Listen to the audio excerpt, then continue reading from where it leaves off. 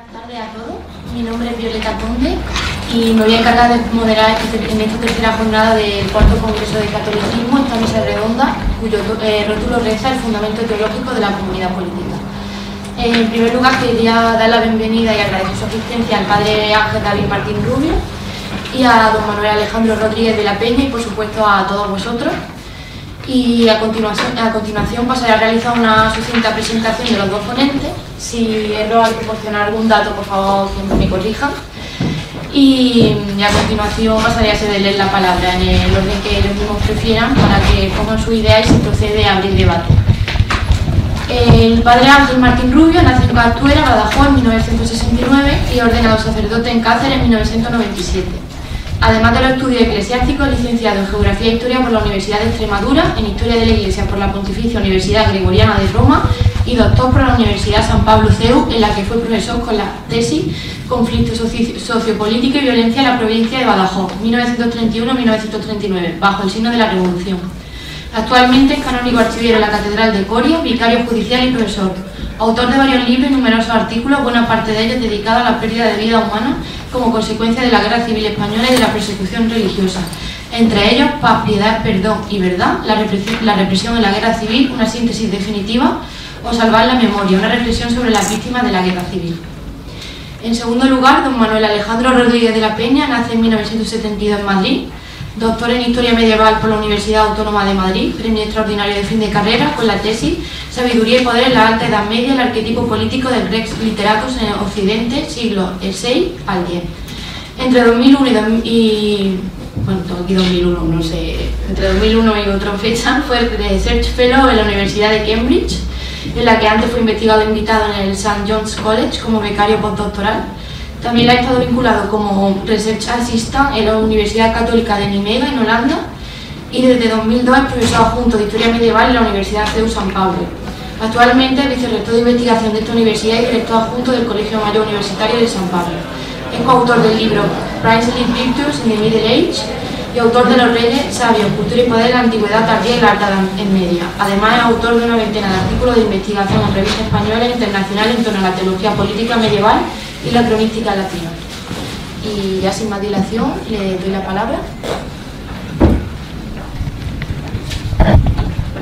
Pues agradezco sinceramente las palabras de presentación, a los organizadores la invitación a participar en este cuarto Congreso de Catolicismo y a ustedes por su presencia, su asistencia también a este coloquio, a esta mesa redonda. La pregunta a la cual yo voy a intentar dar una respuesta viene inspirada directamente por el ámbito en el cual se mueve esta mesa, que es, efectivamente, como se nos ha dicho, el fundamento teológico de la comunidad política. La pregunta es si después del Concilio Vaticano II resulta posible un discurso acerca de la política desde la teología. Evidentemente empleamos el término o la referencia al Concilio Vaticano II, en primer lugar en cuanto a los textos y las opciones que se derivan del Concilio Vaticano II, pero también lo utilizamos en un sentido más amplio, en un sentido, diríamos, cronológico, es decir, después de la tesitura en la cual se mueve la Iglesia y el mundo a partir de la década de los 60 y de las opciones que se toman en ese momento, es posible un discurso sobre la política desde la teología, sin entrar tanto, aunque también se podría, me referiré a esa cuestión, acerca si esas opciones están directamente vinculadas, ¿no?, a los textos y a las propuestas del concilio. El punto de partida de mi exposición es una cita del Papa León XIII en 1885, que creo que hace también referencia a ese periodo histórico del cual nos va a hablar luego en su exposición don Alejandro. Es de la Immortale Dei y dice así: hubo un tiempo en que la filosofía del Evangelio gobernaba los estados. En aquella época la eficacia propia de la sabiduría cristiana y su virtud divina habían penetrado en las leyes, en las instituciones, en la moral de los pueblos, infiltrándose en todas las clases y relaciones de la sociedad. La religión fundada por Jesucristo se veía colocada firmemente en el grado de honor que le corresponde y florecía en todas partes gracias a la adhesión benévola de los gobernantes y a la tutela legítima de los magistrados. El sacerdocio y el imperio vivían unidos en mutua concordia y amistoso consorcio de voluntades. Organizado de este modo, el Estado produjo bienes superiores a toda esperanza.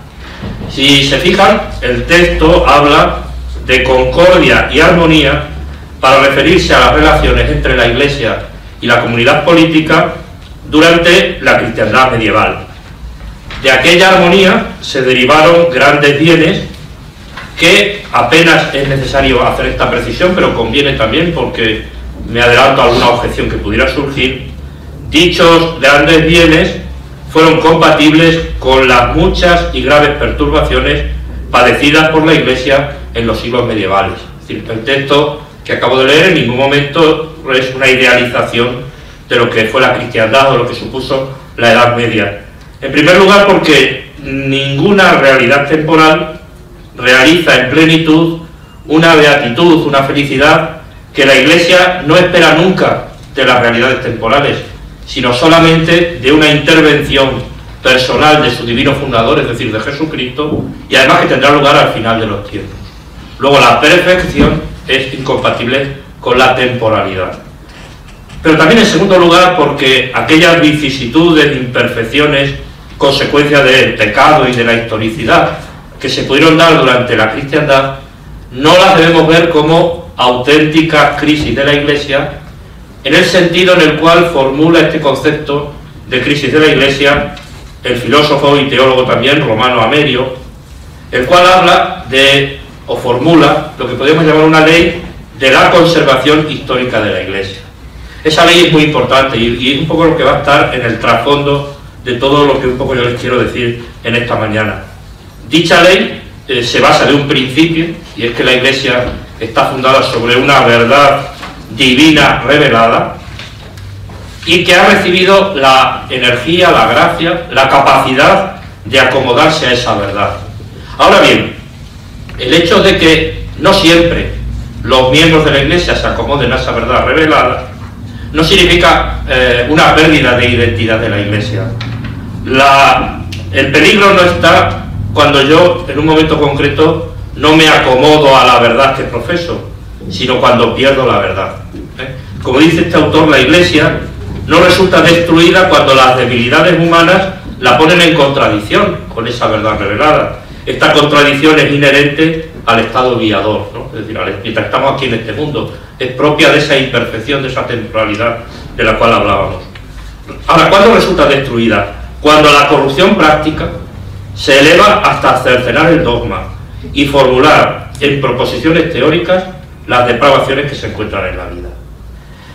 Por tanto, esa aludida concordia mutua, a pesar de su imperfección, de su historicidad, sí daba una estructura a la cristiandad que se va a mantener hasta su crisis interna como consecuencia de un proceso de disolución que también León XIII, en ese texto que les acabo de citar, en la Immortale Dei, lo va a ir explicitando, partiendo especialmente desde la Reforma Protestante hasta llegar, y son las referencias fundamentales que tiene el texto, escrito en 1885, hasta el régimen liberal que irrumpe en el orden sociopolítico de Occidente, imponiendo un nuevo sistema que no consiste simplemente en una adaptación de la sociedad a nuevas realidades, sino en la destrucción de sus estructuras de civilización, que son sustituidas por otras nuevas, con una fundamentación teórica radicalmente distinta de la que había tenido la cristiandad. Es lo que podemos llamar, con numerosos autores, la modernidad. El enfrentamiento entre ese momento de la cristiandad que había producido bienes superiores a toda esperanza y esto que llamamos la modernidad, es decir, entre las ideas revolucionarias y liberales con la Iglesia, va a tener una expresión, digamos, icónica, ¿no? Muy fiel, ¿no? En la última de las proposiciones condenadas en el Sílabus de Pío IX. En 1864, la última de las proposiciones condenadas en el Sílabus, presupongo, poco que se conoce en la estructura peculiar de ese documento, decía así, y es lo que se condena: el romano pontífice puede y debe reconciliarse y transigir con el progreso, con el liberalismo y con la civilización moderna. Vuelvo a decir que esto es lo que se condena. Esto se escribió en 1864. 100 años después, aproximadamente, un teólogo se refería al Concilio Vaticano II como un anti-syllabus. Decía aquel teólogo: si se desea presentar un diagnóstico del texto, la Gaudium et Spes, se está refiriendo a una de las constituciones que emanaron del Vaticano II, si se desea presentar un diagnóstico del texto en su totalidad, podríamos decir que, en unión con los textos sobre la libertad religiosa y las religiones del mundo, se trata de una revisión del sílabus de Pío IX, una especie de antisílabus. Limitémonos a decir aquí que el texto se presenta como antisílabus y como tal representa una tentación de reconciliación oficial con la nueva era inaugurada en 1789. Este teólogo se llamaba Joseph Ratzinger y algunos años después de haber publicado este texto, en diciembre del año 2005, pronunció un discurso que a mi juicio es interesantísimo porque vino a ser su discurso programático al asumir el pontificado. En ese discurso toca muchas cuestiones, y muy interesantes todas, pero yo me voy a referir solamente a aquella que toca en concreto a este punto que estamos tratando de las relaciones entre la Iglesia y la comunidad política. Allí dijo el ya Benedicto XVI: en el gran debate sobre el hombre que caracteriza el tiempo moderno, el concilio debía dedicarse de modo especial al tema de la antropología. Debía interrogarse sobre la relación entre la Iglesia y su fe, por una parte, y el hombre y el mundo actual, por otra. La cuestión resulta mucho más clara si en el lugar del término genérico mundo actual elegimos otro más preciso, y aquí está la clave de la cuestión. El concilio debía determinar y de modo nuevo la relación entre la Iglesia y la edad moderna. Dejando aparte otras cuestiones que plantea Benedicto XVI, algunas se ha tratado aquí en la mesa anterior, la relación entre la fe y las ciencias modernas y la relación entre la fe cristiana y las religiones del mundo, me centro en su propuesta referente precisamente a las relaciones entre la Iglesia y el Estado moderno. De entrada es muy interesante que Benedicto XVI comienza diciendo que en la hora del Vaticano II se habían formado 3 círculos de preguntas que esperaban una respuesta. Es decir, la cuestión de la relación entre la fe y la razón, la cuestión entre la Iglesia y el Estado moderno y la cuestión entre la fe cristiana y las religiones del mundo demandaba una respuesta del concilio. ¿Qué quiere decir eso? ¿Que anteriormente no se había dado una respuesta a esas cuestiones? Evidentemente sí. Se había dado en el Corpus Leonino, se había dado en el Corpus de Pío IX, se había dado en la Quas Primas de Pío XI, se había dado en el Concilio Vaticano I, con declaraciones dogmáticas en relación con la relación fe y razón, por poner un ejemplo. Evidentemente lo que quiere decir es que, a juicio de Benedicto XVI, el promotor del antisílabus, aquellas respuestas no valían. Y por lo tanto había que dar una respuesta nueva, determinar de modo nuevo la relación entre la Iglesia y la edad moderna. En concreto, en lo que a las relaciones Iglesia-Estado se refiere, decía Benedicto XVI que había que definir de modo nuevo la relación entre la Iglesia y el Estado moderno, que concedía espacio a ciudadanos de varias religiones e ideologías, comportándose con estas religiones de modo imparcial y asumiendo simplemente la responsabilidad de una convivencia ordenada y tolerante entre los ciudadanos y de su libertad de practicar su religión. Ahí no está haciendo otra cosa que describir un hecho real. Esta es la sociedad, este es el Estado en el cual nosotros vivimos.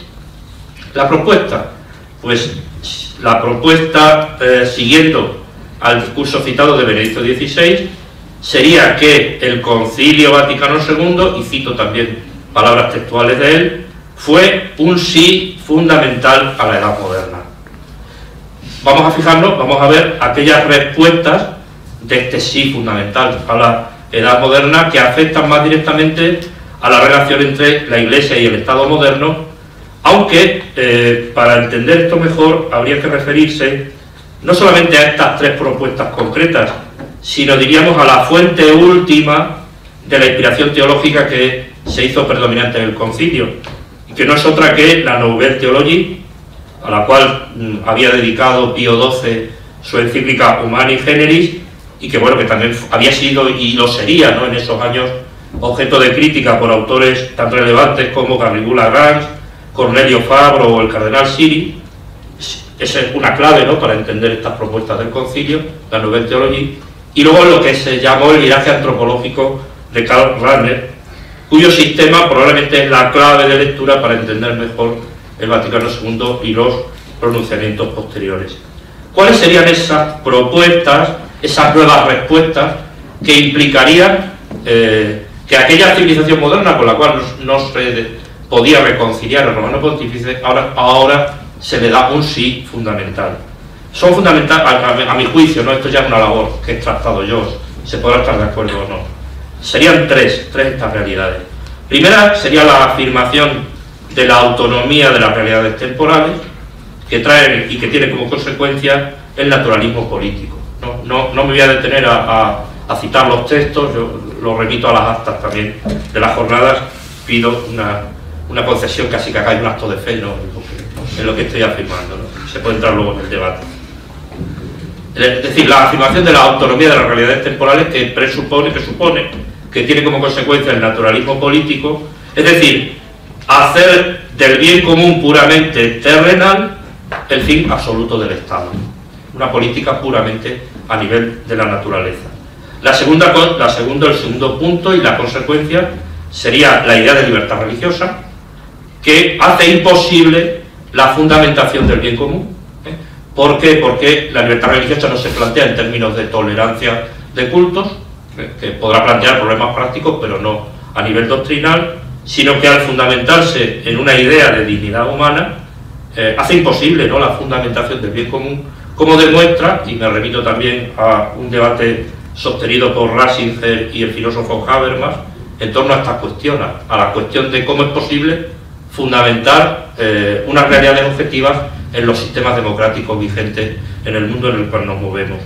Y la tercera cuestión es más sutil, a lo mejor no, esto de la libertad religiosa y de la concepción de la relación iglesia-mundo es fácil encontrarlo, ¿no?, en autores que se ocupan de esta cuestión.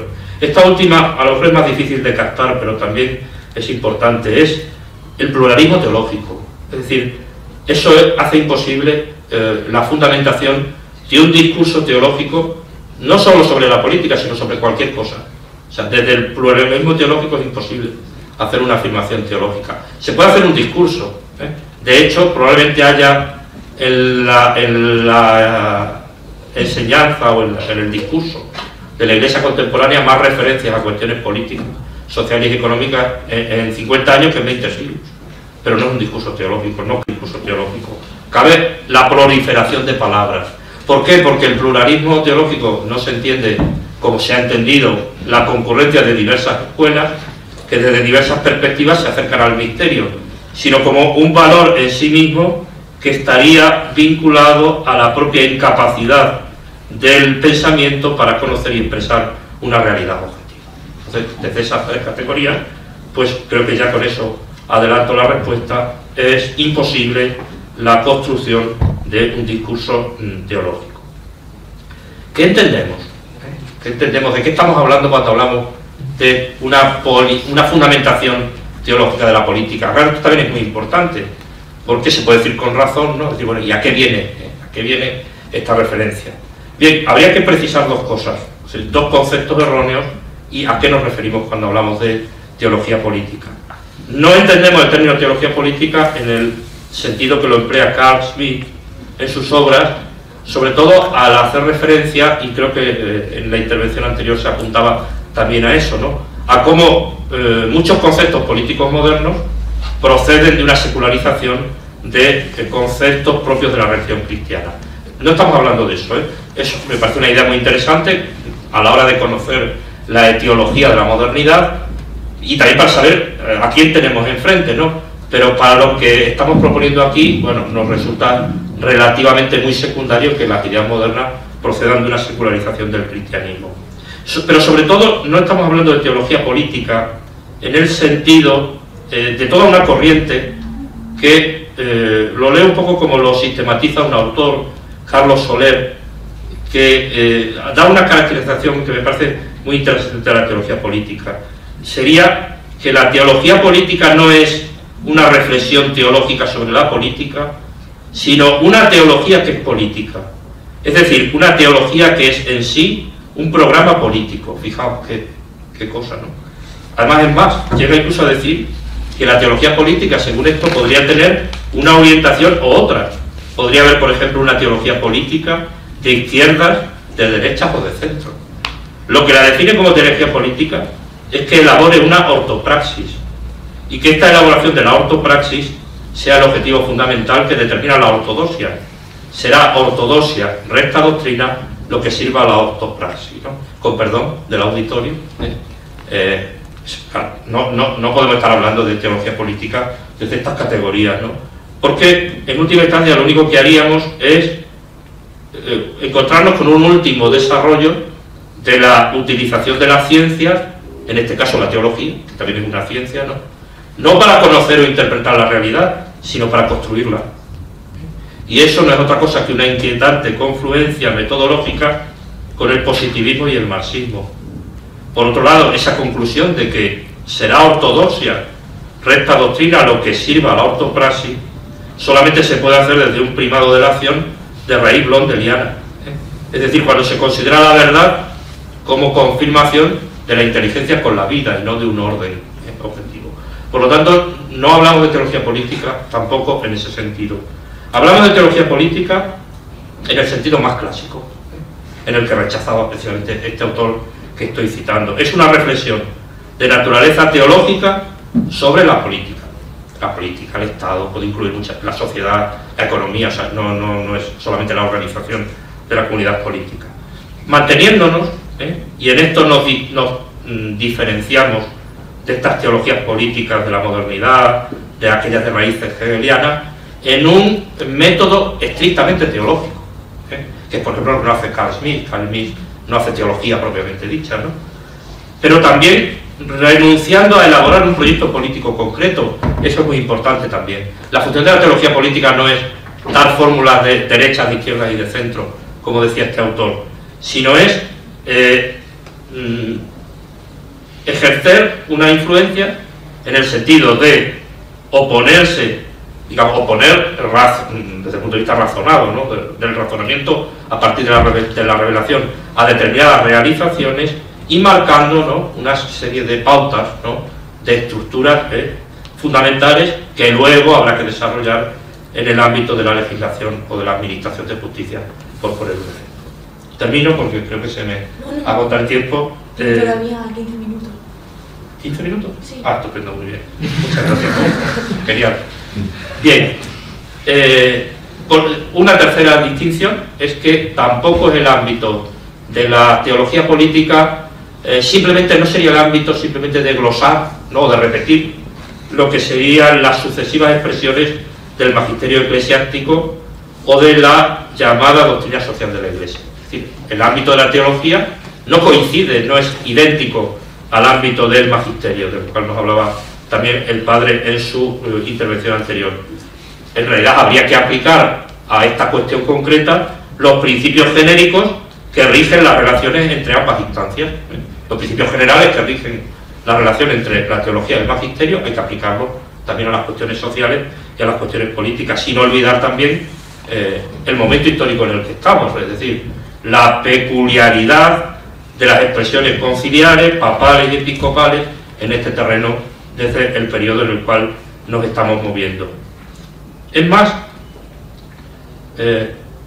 y respondo un poco también anticipadamente, porque como ven, un poco mi respuesta a la pregunta de si es posible una teología política después del Concilio Vaticano II o no, va a tener una respuesta bifronte, ¿no? Y no es que quiera ser ecléctico, pero es que es así, ¿no? Es decir, no es posible desde estas categorías, no es posible, pero al mismo tiempo, si renunciamos a esas categorías y adoptamos las categorías propias de la teología política, solamente es posible un discurso teológico sobre la política. ¿Por qué? Porque no parece previsible una inmediata rectificación del sentido adoptado por parte de los considerados tradicionalmente como órganos del magisterio, y por eso el espacio teológico parece el único en el que hoy es posible una reflexión sobre la política que no vulnere aquella ley de conservación histórica formulada por Romano Amerio y a la que nos hemos referido.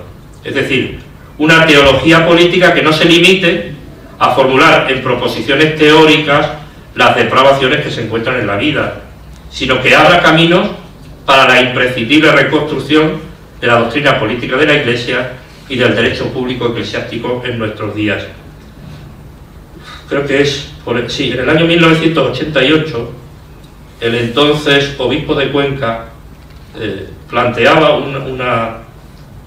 el título, ¿no?, de una intervención suya, que era así, este era el título, ¿no? Las incoherencias de la predicación actual descubren la necesidad de reedificar la doctrina de la Iglesia. Es decir, estaba un poco pidiendo algo que no se ha producido, ¿no? Al contrario, ¿no? Aquello que él decía se ha agudizado en el tiempo que ha transcurrido desde 1988. Pero él venía a poner de relieve en este texto, que creo que fue una conferencia que luego publicó en el Boletín Oficial de la Diócesis, cómo después de haber dado por bueno el pluralismo permisivista, esa doctrina de la Iglesia se limitaba a reaccionar contra algunas de sus consecuencias.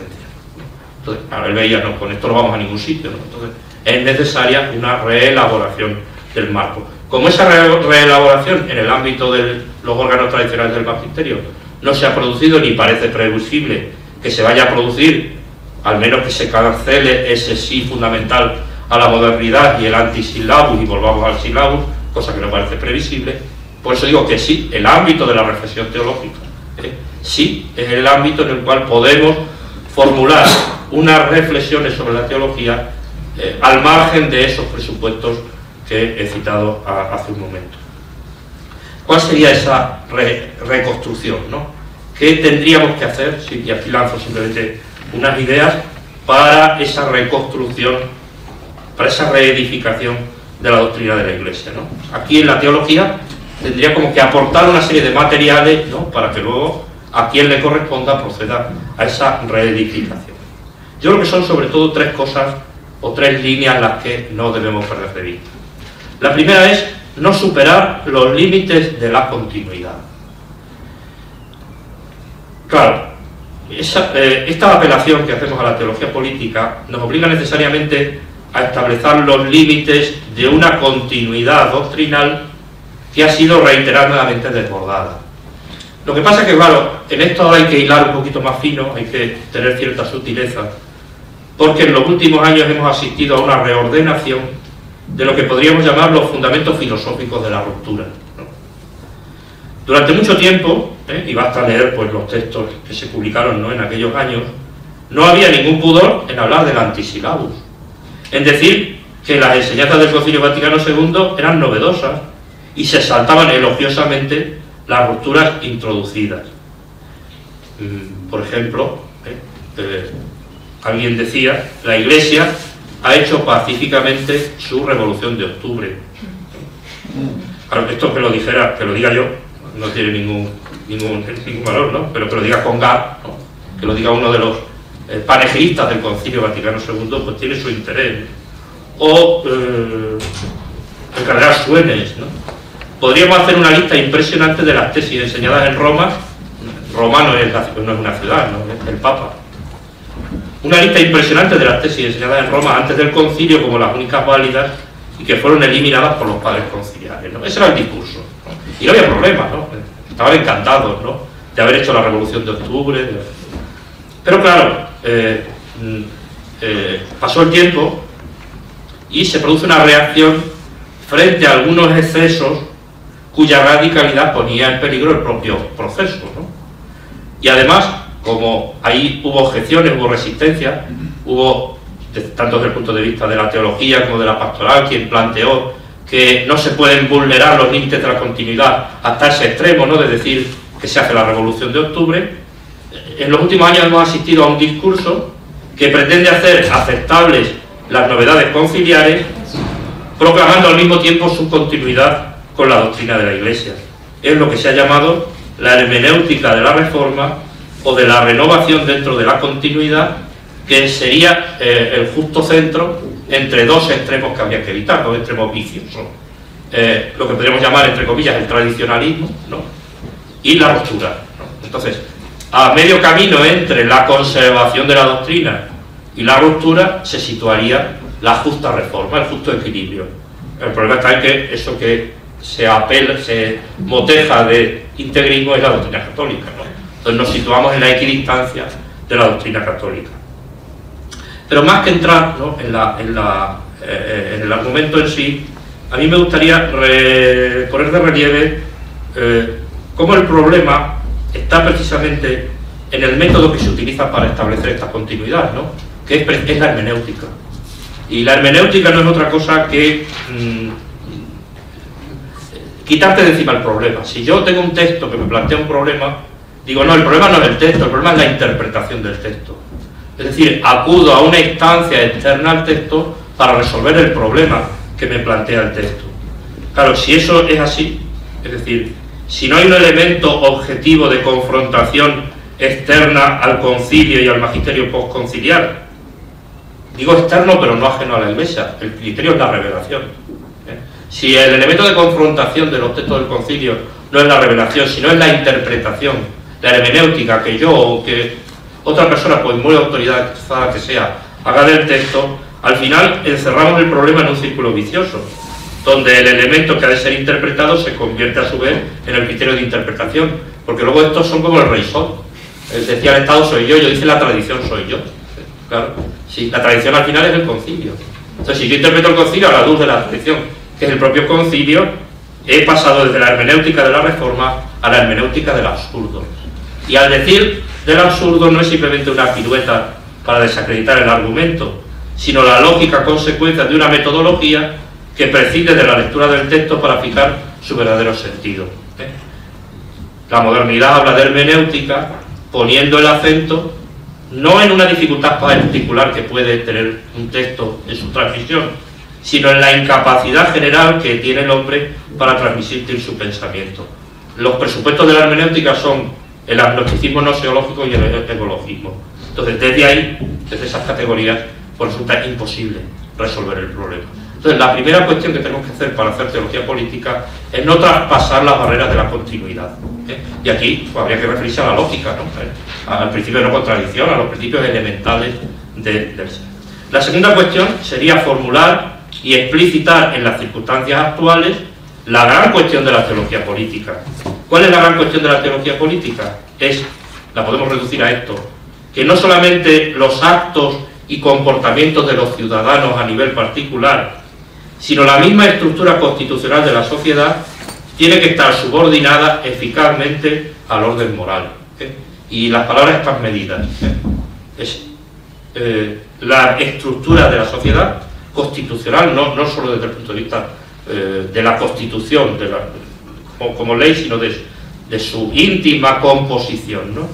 Tiene que estar subordinada, también está elegida la palabra subordinada y también está elegida la palabra eficazmente, a un orden moral que no son simplemente unos valores ahí deletéreos, ¿no?, acerca de los cuales se puede establecer un consenso, sino que es un orden moral que deriva de la revelación, que se contiene en la Sagrada Escritura y en la tradición y es propuesto por el magisterio de la Iglesia. Esa es la tarea ahora actualmente de la teología política, es decir, es determinar bajo qué posibilidades podemos realizar o podemos llevar a cabo esta realidad. Y ahora sí, ya con esto termino, la tercera cuestión o el tercer ámbito en el cual nos movemos, el tercer reto que tiene delante la teología política es ser conscientes del tiempo en que vivimos. Aquello que llama el Señor en el Evangelio las señales de los tiempos o los signos de los tiempos. Caer en la cuenta que estamos haciendo, que vamos a hacer o que hacemos teología política en el momento concreto en el cual nos encontramos y evitar las falsas soluciones. Las falsas soluciones sería un poco las sucesivas reediciones que se han hecho de aquello que Eulogio Palacio llamaba el mito de la nueva cristiandad, es decir, aquella solución de Maritain, ¿no?, que era crear un nuevo orden en el cual se pudiera integrar la Iglesia, y ahí meteríamos pues, todos los que irían dentro de esa idea de la nueva cristiandad, o también la esperanza, digamos, en una pura o simple restauración, que ya digo, al menos se nos escapa como siempre como posibilidad, pero del horizonte en el cual nos podemos mover. Entonces ahí tendríamos que tener digamos, tres referencias que no podemos perder de vista a la hora de plantear nuestra teología política. Y en esto, tampoco es porque lo diga yo, o sea, no es que no lo tengamos que inventar, sino a partir de las profecías, la tradición católica, la palabra de Dios y el magisterio de la Iglesia, podemos sacar tres conclusiones a las cuales tenemos que subordinar nuestra teología política. Primero, que la situación se va a seguir deteriorando hasta llegar a su paroxismo.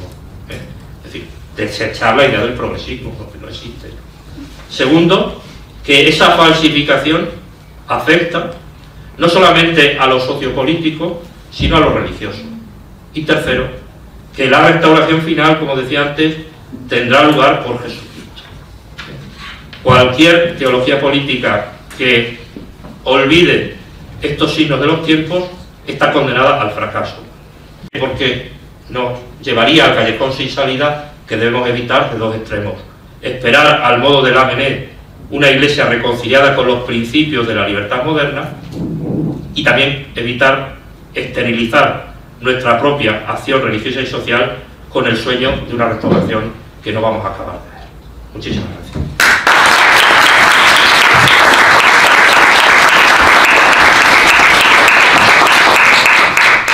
Muchas gracias, padre. Te doy la palabra a Alejandro.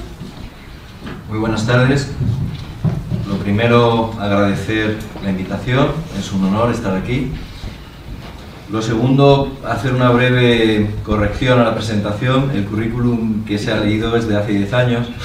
Ahora no soy vicerrector, no soy director del Colegio Mayor, soy profesor titular, eso sí, en la misma universidad. Pero me ha rejuvenecido, me ha venido de En cualquier caso, muchísimas gracias por la presentación. Y he de decir que me honra compartir mesa con mi buen amigo, el padre Ángel David. Y dicho esto, voy a enlazar con su ponencia. Me ha venido bien hablar después suyo, porque siempre da ideas, escuchar a otro ponente, además de su sabiduría aún más. Fijaros que él ha hablado desde la mirada, y que me corrija luego en el debate si me equivoco, desde la mirada de en torno a 1300, ese Santo Tomás ha mirado la teología política del siglo XX. Yo hago algo diferente, yo miro la teología política de la Edad Moderna, por Edad Moderna entiendo el periodo en la Iglesia tomista, más o menos 1300, 1900, desde mi condición de alto medievalista, yo lo miro desde San Agustín. Luego, en cierto sentido, nuestras ponencias son paralelas. Él ha mirado la problemática de la teología política contemporánea desde Santo Tomás, yo la miro desde San Agustín. Por supuesto, como no puede ser de otra manera, ambas son perfectamente complementarias, no se excluyen entre sí.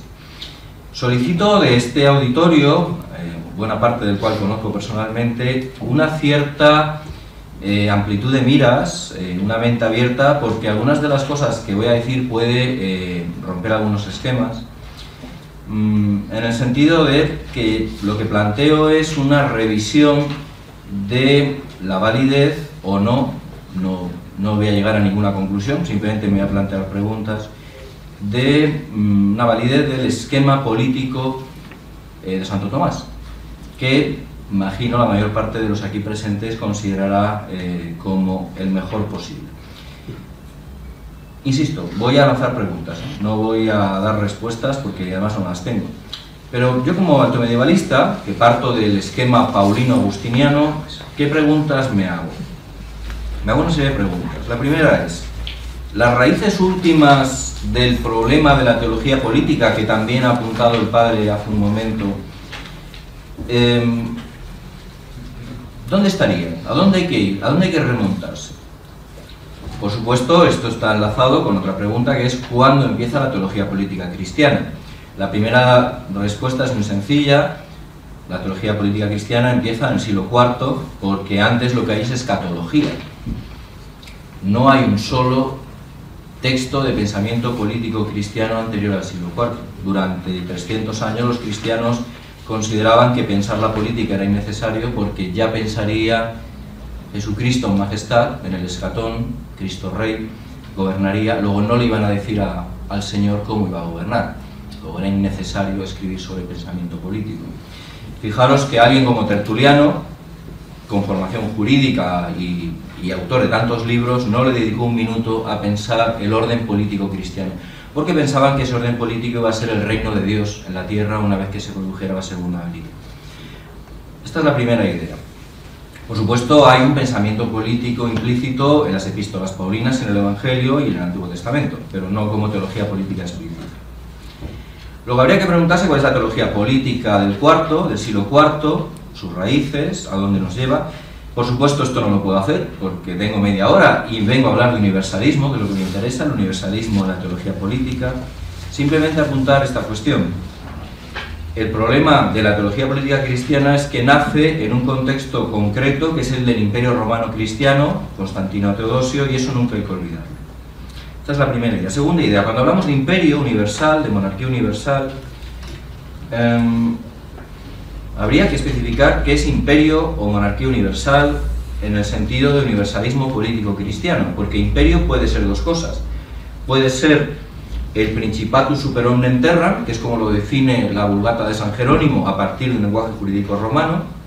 La Vulgata de San Jerónimo tiene una influencia brutal en el pensamiento político cristiano, porque usa términos políticos romanos para traducir términos del Antiguo Testamento y por supuesto del Nuevo. Pues bien, este Principatus super omnes terram, este imperio universal, es una de las dos acepciones de imperio. La otra es la que usamos coloquialmente, por ejemplo, cuando hablamos de imperio británico, hoy día que se habla tanto de imperio americano. Ahí que estamos hablando de un imperio universal, no estamos hablando de un hegemón, de un poder hegemónico, de un poder que domina sobre otros, no de un poder universal. Luego, cuidado, que no todo imperio es universal. Hay imperio en el mundo anglosajón, hay imperio en el mundo hispánico y son imperios territoriales o poderes hegemónicos, no imperio universal. Yo solo me voy a limitar a hablar del imperio universal, es decir, del que es propio de la teología política cristiana, que no ha reconocido otro en su historia. Ahora veremos el matiz que haré al final sobre esto. Este mito político, el mito político por excelencia, es la idea de imperio universal, es un mito político heredado de Roma, pero que el cristianismo repiensa, reformula, reconstruye. Pues bien, vamos a ver en qué consiste este pensamiento. Para empezar, se basa en una idea paulina, que a su vez, por supuesto, es evangélica también, que es el hecho nuclear de la unidad, del argumentum unitatis que se dice en teología medieval, el principio de unidad básico de la Iglesia. El cuerpo místico de Cristo no se puede dividir, es indivisible. La división es diabólica. Luego, toda división en ese cuerpo místico de Cristo, en esa Iglesia de Cristo, es absolutamente ajena al pensamiento paulino y agustiniano, por supuesto. Esta es la primera idea, el argumento de unidad. Lo explica muy bien von Gierke, voy a leerle, citando a su vez a autores como el propio Santo Tomás, Juan de Salisbury, Álvaro Pelayo, Hugo de Fleury, una serie de autores. Dice von Gierke: por ello, donde quiera que exista un todo parcial o particular con un fin subordinado al del universo, deberá afirmarse en forma análoga el principium unitatis. Por doquier precede la unidad a la pluralidad. Toda pluralidad tiene su origen en la unidad. En terminología escolástica, unis multitudo derivatur ad unum. Y retorno a la unidad, ad unum reducitur. Por tanto, todo orden consiste en la subordinación de la pluralidad a la unidad, es decir, la ordinatio ad unum. Luego, unidad. Segunda idea de origen paulino que luego San Agustín desarrollará. El homo naturalis, el zoon politikon aristotélico, es el homo animalis y no tiene existencia política en una comunidad cristiana. La comunidad política cristiana, desde el siglo IV hasta Santo Tomás, solo reconoce como sujeto político al bautizado, al homo renovatus, al hombre renovado por el bautismo. Todo lo que no sea la comunidad de bautizados es invisible políticamente en la visión paulina agustiniana. Es decir, rechazo radical del zoon politikon aristotélico. El Estado no es natural, el Estado es fruto del pecado, es fruto de la violencia, es fruto de la civitas diaboli, de la ciudad del diablo. No tiene derechos naturales ni es preexistente a la sociedad. Es decir, rechazo de la tradición aristotélica. Otro punto inicial que encontramos en el siglo IV y V al nacer el pensamiento político cristiano. la idea del telos, del objetivo de la monarquía cristiana, imperial, universal, que es la única cristiana, las demás no lo son, al menos en la visión agustiniana, son naturales, pero no son cristianas. Luego hablaré de esto, esto puede ser polémico para algunos, luego lo definiré. Tiene un telos, un fin. ¿Y cuál es el fin? Es sobrenatural, está subordinado. ¿El fin quién se lo da? La Iglesia. Es decir, Jesucristo mismo. Esto parte de lo que Walter Ullmann llama el principio jerárquico descendente, es decir, frente al principio jerárquico ascendente, que es la idea aristotélica de que el Estado tiene una razón de ser propia, es una comunidad perfecta cuyo fin es ordenarse para sus fines propios. La visión agustiniana paulina es que todo viene de Dios, es decir, no hay poder sino el de Dios, y la comunidad cristiana, es decir, el cuerpo místico de Cristo, es decir, la Iglesia, dota de sentido, dota de un fin a la comunidad política. Por tanto, este fin sobrenatural, ¿cuál sería? La salvación de las almas, no hay otro. El imperio no existe, o la monarquía, o el Estado cristiano no existe para otro fin que la salvación de las almas. Todo lo demás es irrelevante. Repito, todo lo demás es irrelevante. Por tanto, el argumentum unitatis se mezcla con esta finalidad, este telos, que es la salvación de las almas. ¿Cómo se salva a las almas mejor? Una situación de paz y justicia, que facilita la evangelización. ¿Cómo se hace esto mejor? Pues en un mundo unido y en paz, no en un mundo en conflicto permanente entre reyes ladrones, que es como nos llama San Agustín, por cierto. Reyes ladrones en el sentido de que para San Agustín el Estado natural es un magnum latrocinium, es decir, conflicto entre depredadores de territorio.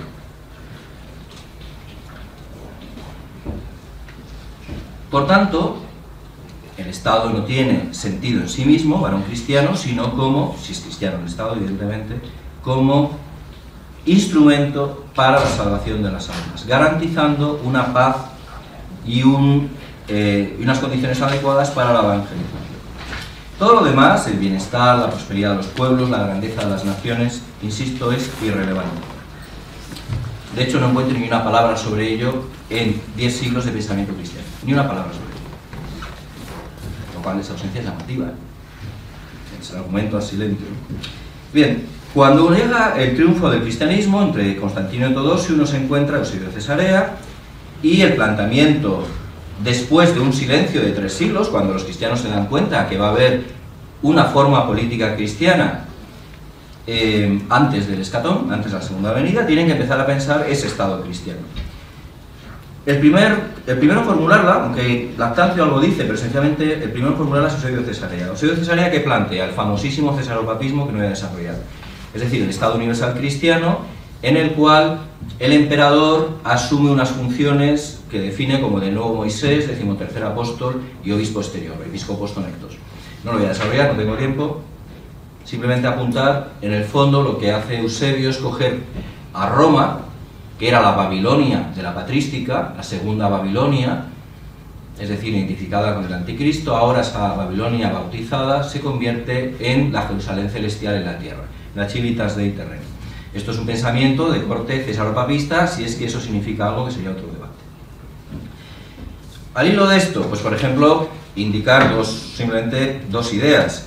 Si uno retoma del sacramentario gelasiano, que es el sacramentario en vigor durante buena parte de la historia de la Iglesia Católica, y se da un paseo por las oraciones de Viernes Santo, las famosas oraciones de Viernes Santo, que hoy día son tan diferentes de las iniciales, ¿qué lee?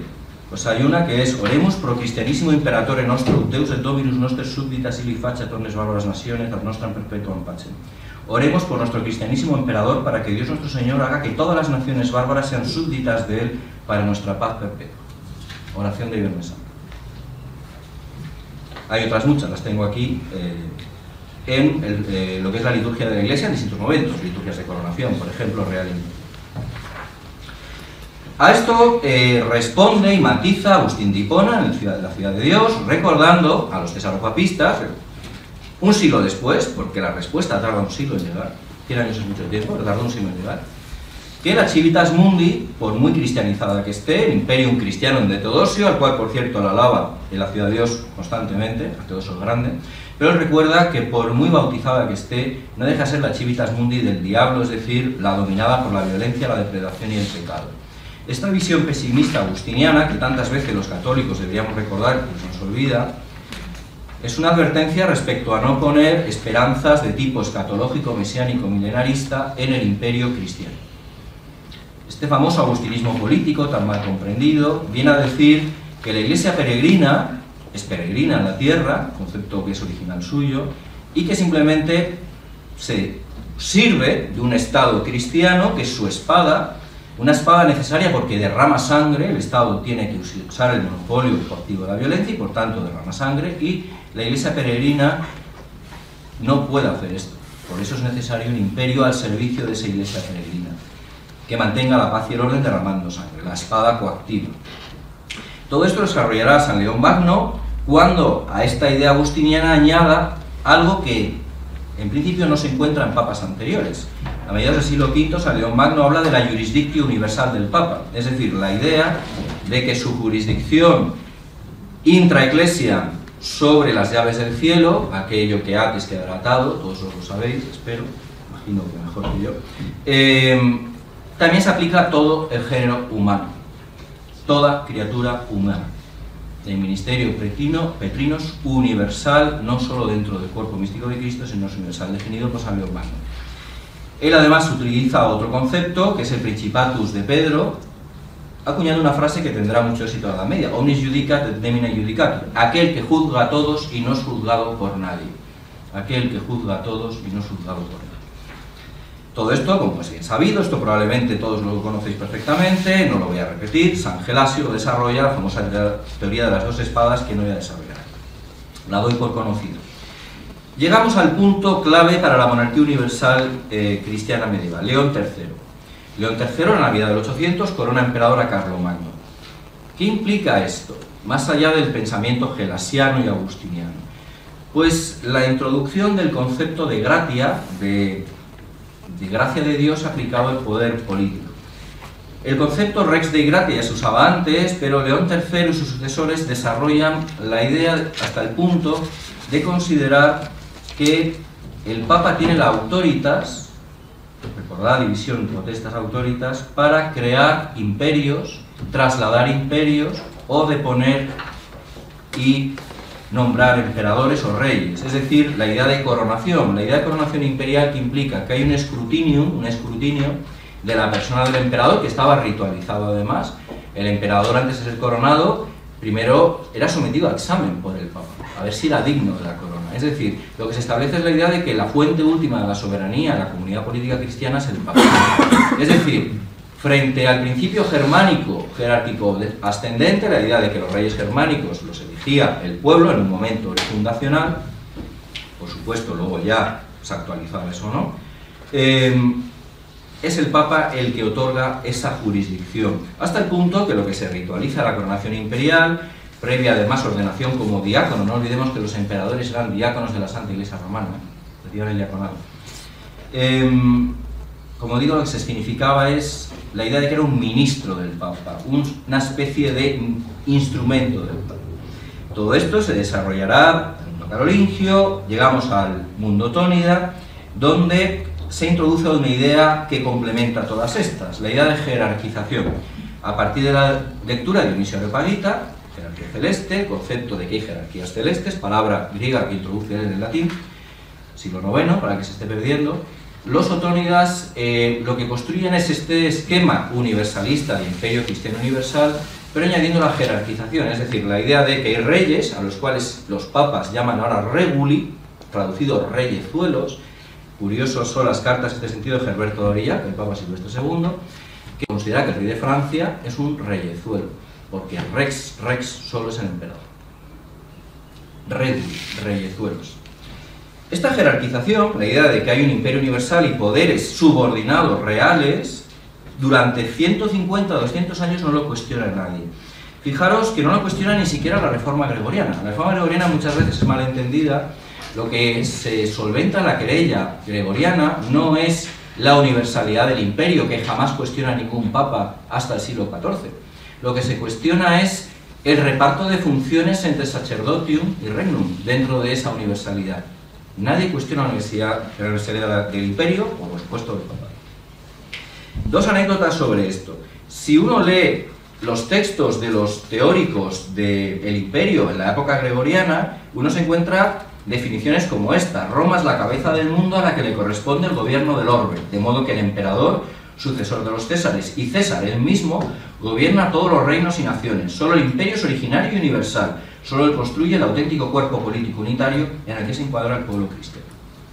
Es decir, la reforma gregoriana, a efectos de lo que a mí me interesa, que es la teología política universalista, no cambió nada. Lo que cambió es la relación, reparto de tareas entre papado y emperador. Otra anécdota: en plena reforma gregoriana, el Papa Víctor II, es verdad que alemán, Gerardo de Gisbert, pero por supuesto dentro de la ortodoxia de la reforma gregoriana, en el concilio de Florencia, 4 de junio del año 1055, amenaza con la excomunión a Fernando de León, Fernando I de León. ¿Qué había hecho Fernando I de León?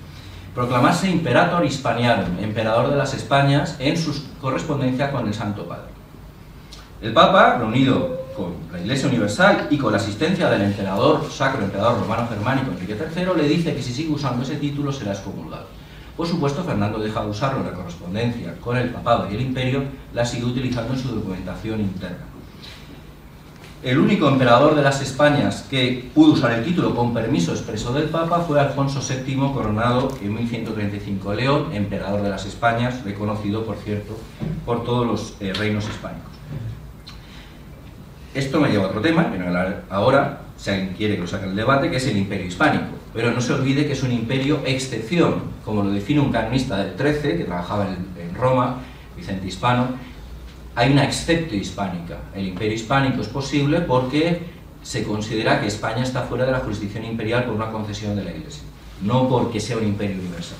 La monarquía hispánica universal nace con Carlos V y no antes. Podríamos ir a Alfonso el Sabio, pero me lo salto. Todo este esquema, que luego repetirá Otón de Freising, Godofredo de Viterbo, en fin, me ahorro siglos de pensamiento político, se me está acabando el tiempo, imagino. Vamos a ver cuándo empieza a ser cuestionado. Este esquema platónico, agustiniano, por definirlo de manera muy sencilla.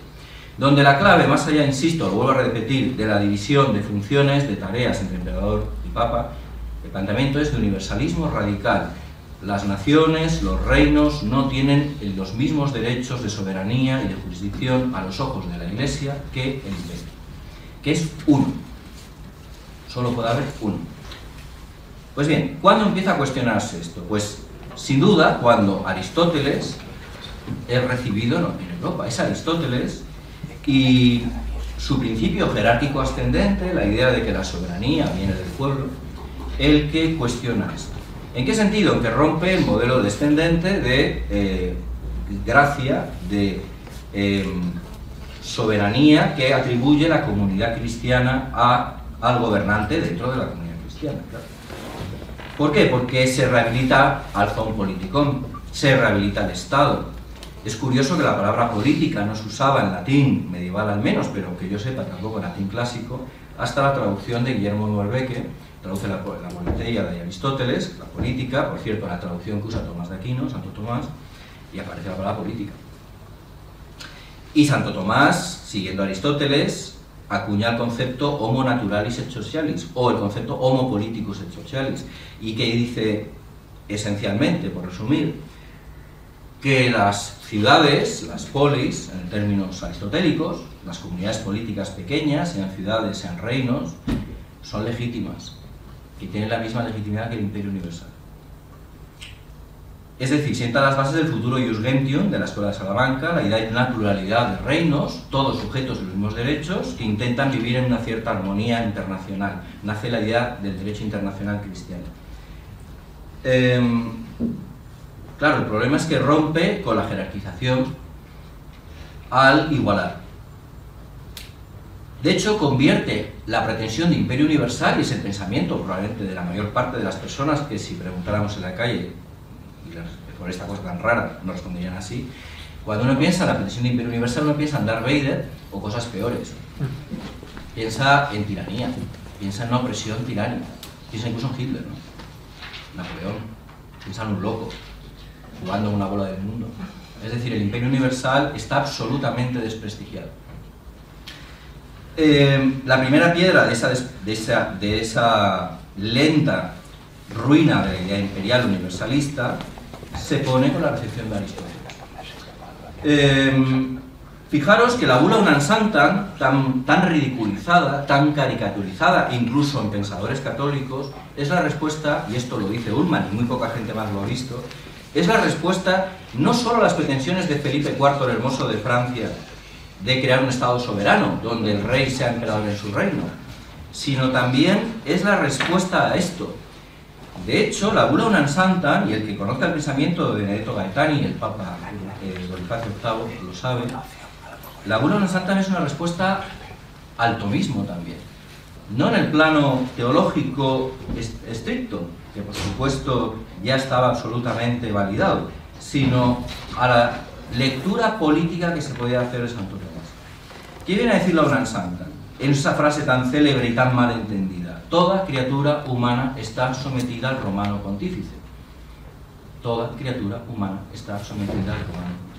Esto ha sido caricaturizado como una especie de pretensión irocrática loca de un papa que quiere ser emperador, un papa que quiere gobernar el mundo, olvidando el mi reino no es de este mundo, del Evangelio. La realidad es otra. Si uno lee la bula con la glosa oficial con la cual fue publicada, porque eso es algo que se olvida, esa bula no hay que leerla sola, hay que leerla con la glosa, se le entiende todo al papa.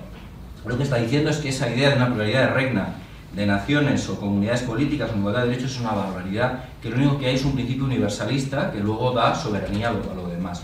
E incluye al imperio aquí. De hecho, en sus textos y epístolas defiende la Universidad del Imperio, el Sacro Imperio Romano Germánico, por supuesto, subordinado al papado. Pero, como todos sabéis, esta defensa de corte neo-agustiniano fracasó, en su propio siglo XIV no tuvo éxito. El Cuarto Concilio de Letrán intentará recuperarla, pero sin éxito, ya pasó la época agustiniana y llegaba el nuevo paradigma aristotélico tomista, que esencialmente venía a sustituir la cristiandad como único referente de legitimidad política por el género humano, el humanum genus. Esto lo va a tomar incluso los defensores de la... ya está acabando, lo van a tomar incluso los defensores de la monarquía universal. Nos encontramos con que el argumento aristotélico tomista, una vez derrotado el argumento unitatis agustiniano-paulino, tiene que ser retomado en el lenguaje tomista o aristotélico tomista. En el estrictamente fiel a Santo Tomás encontramos un cisterciense alemán, Engelberto de Admont, que escribe el De Ordo et Fine Romani Imperii, donde, para defender las pretensiones universalistas del emperador Enrique VII, toma Santo Tomás e intenta construir con el paradigma de Santo Tomás un modelo universalista, lo cual es posible. El problema es la multiplicidad de legitimidades políticas que introduce por influencia de Aristóteles. Por supuesto, mucho más rupturista es Dante en el de monarquía. Dante plantea la monarquía universal del género humano, cuyo único límite son los océanos, es decir, en su mentalidad, todo el género humano, rompiendo ya con el esquema tomista, donde a esta pluralidad de poderes políticos legítimos se había puesto como una especie de mecanismo de seguridad la suprema jurisdicción del romano pontífice. Dante prescinde en el esquema tomista del romano pontífice, como hará Guillermo de Ockham, como hará Corradi Rienzo, como hará Marsilio de Padua en el Defensor Pacis, un texto dialéctico, condenado y no sacado del índice de libros prohibidos hasta el siglo XX, igual que la monarquía de Dante. Hasta San Pío X no es sacada la monarquía de Dante del Index Libro Prohibitorum. Es decir, textos que en su día fueron vistos como peligrosos. Dos ideas y acabo.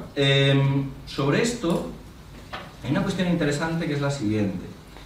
El conciliar el modelo tomista o aristotélico tomista con el modelo cristiano agustiniano en política universal tenía el problema, como digo, de la pluralidad de poderes legítimos, pero había una solución que era, y es la que van a buscar los humanistas, introducir un nuevo concepto de origen cristiano, sin duda, que es la concordia fraterna entre los reyes, bajo una especie de cabeza, no quiero usar la palabra hegemón porque no sería correcta, pero una especie de cabeza de primus inter pares. Esto es lo que intentarán hacer Petrarca, Eneas Silvio Piccolomini, Pío II, Nicolás de Cusa en su De Concordia Católica, Erasmo en su Idea del Príncipe Cristiano, Mercurino de Gatinara, el canciller humanista de Carlos V. Es decir, una especie de transacción donde se reserve a la Casa de Austria, a los Habsburgo, la idea de un imperio universal, pero reconociendo unos ciertos ámbitos jurisdiccionales no universales.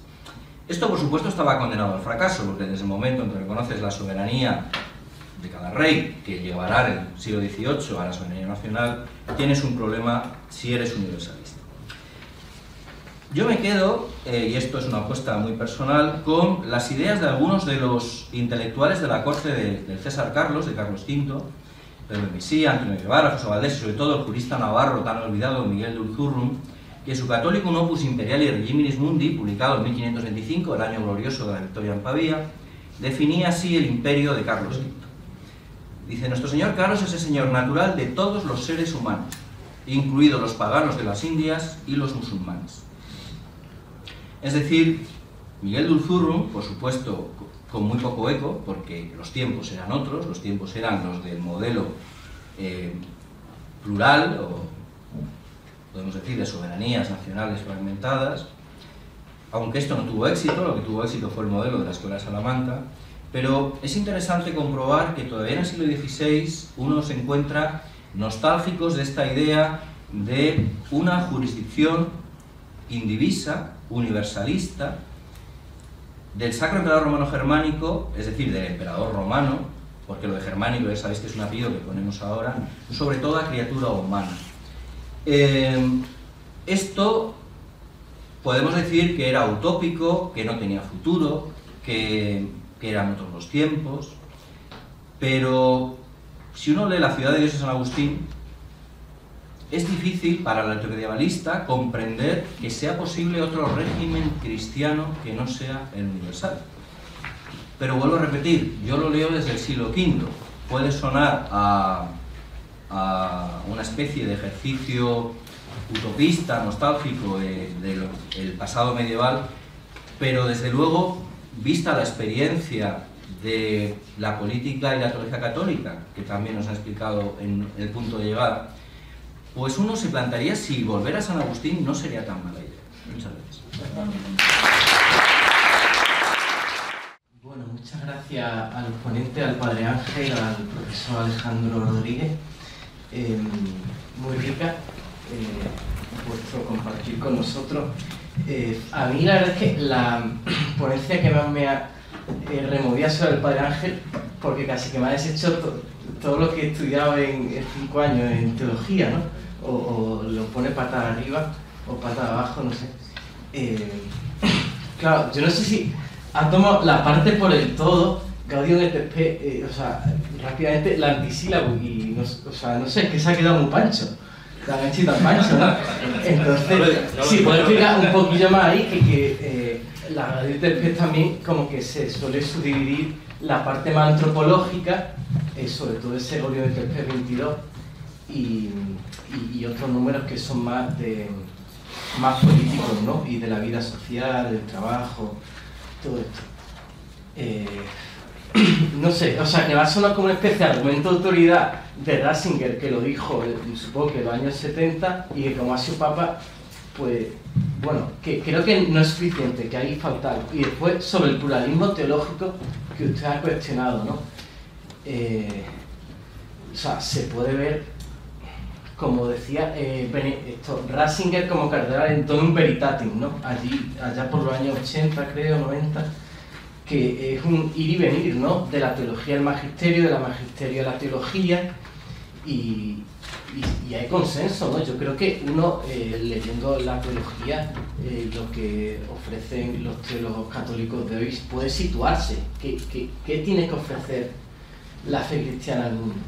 Y puede dar respuesta, o sea, me parece a mí. Y después, o sea, cuestionar tan así el pluralismo teológico, los 4 evangelistas, cada uno, y esto creo que todos estamos de acuerdo, tiene unos acentos teológicos. Las cartas, no es lo mismo la teología política, aunque sea un término acrónico, de San Pablo que del Apocalipsis, que no.